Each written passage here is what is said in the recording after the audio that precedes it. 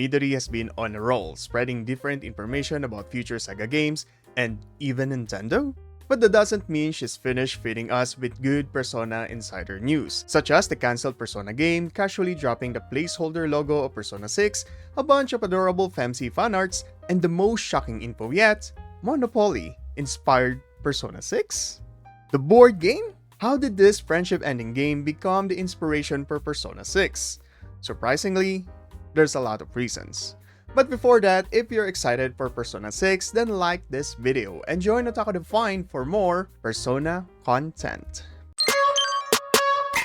Now, it's actually hilarious to think that a cartoony capitalist with a mustache managed to influence one of the most culturally defining JRPG in this era. But the Yokohama version of Monopoly does show a lot of symbolisms to the point that we can now pinpoint what kind of game Persona 6 will be. No, this doesn't point to the rumored spin-off Persona party game. First, it is almost a guarantee that Persona 6 will be set in Yokohama, so we won't be moving away from Japan anytime soon. And just like Persona 5, P Studio probably decided that it is once again best to stay in Japan in an effort to help revitalize the economy through tourism. They did a similar thing in P5, where it was supposed to be a trip around the world, but changed their minds later when Japan was hit by a devastating earthquake back in 2011.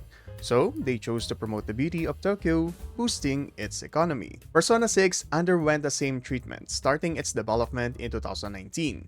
But a year later, the whole world suffered from the pandemic, and Japan's economy, especially its tourism sector, went crashing down. In 2020, the tourism sector of Japan plummeted by 54.8%, from earning 40 trillion yen to only getting around 18.4 trillion yen. And you might be asking, how is a game supposed to help Japan? Well, it just does. Numerous people actually started going to Shibuya because of Persona 5, visiting areas like Sangenjaya, Shibuya Crossing, and many other locations from P5. Heck, even I did the same thing. Even Yakuza games, where fans often visit the series location like Kobukicho, the inspiration of Kamurocho. Of course, Yakuza Like a Dragon is also set in Yokohama. So P Studio wants to help the country earn more money by showcasing how beautiful Yokohama is. And if you look at the Monopoly board that inspired P6, it features different landmarks and attractions unique to Yokohama, such as Minato Mirai 21, Yamashita Park, and its famous Chinatown. This board game reflects the city's vibrant atmosphere, and Persona 6 will be doing the same thing. And you can expect that after this game, a bunch of Persona fans will indeed visit Yokohama. But there's one major issue here. Yokohama is a city known for its blue color. So how does the color green play into this? In the last video, I shared how green is the best color for Persona 6, as it can represent a lot of things from the environment, mental health, and harmony. But when we look at the Yokohama Monopoly, it actually complements those themes to a T. Aside from the beautiful landmarks in Yokohama, one of the most eye-catching design in this board are the two ships mirroring each other. And it's not just because ships are cool by design. Yokohama is known for its history as one of the first ports to welcome international trade back in 1859. It marked the city's transformation from a humble fishing village to a now major trading hub. But the people of Yokohama did not forget their roots and strive for a harmonious development and preservation of their environment. Yokohama is known for its Smart City project, where they aim to create an eco-friendly urban hub with advanced technologies for energy and efficiency. And again, there are places in Yokohama that meshes both development and green preservation that we can also see in the board. So green being the color theme of Persona 6 does not lose its meaning despite Yokohama representing the blue port city. But let's go back to those two ships again in the Monopoly board. It does seem like they mirror one another, kinda like how one represents the now developed international urban hub, and the other as a historical starting point that opened the gates of Japan for foreign trade.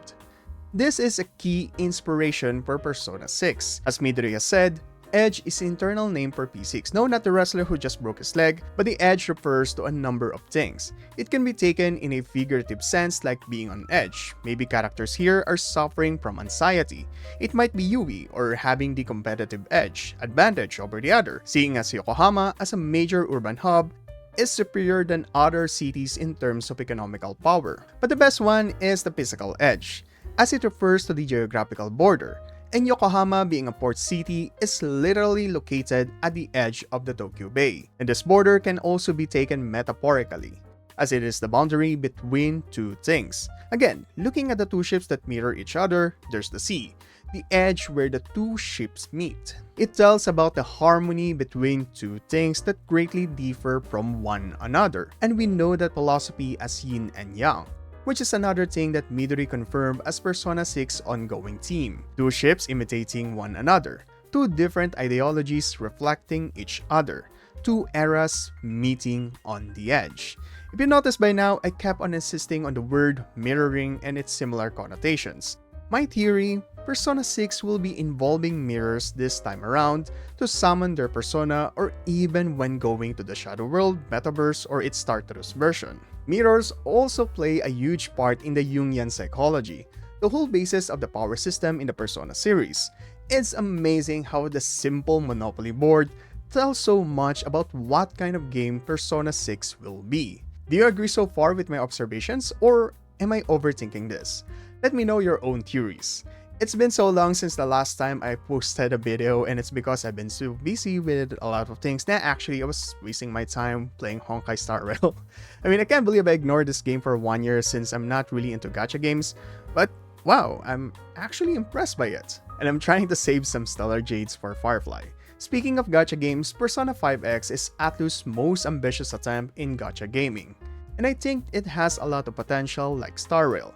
Check this video out. Like and subscribe to Otaku Define for more Persona content. This is Math, and stay awesome, my dudes.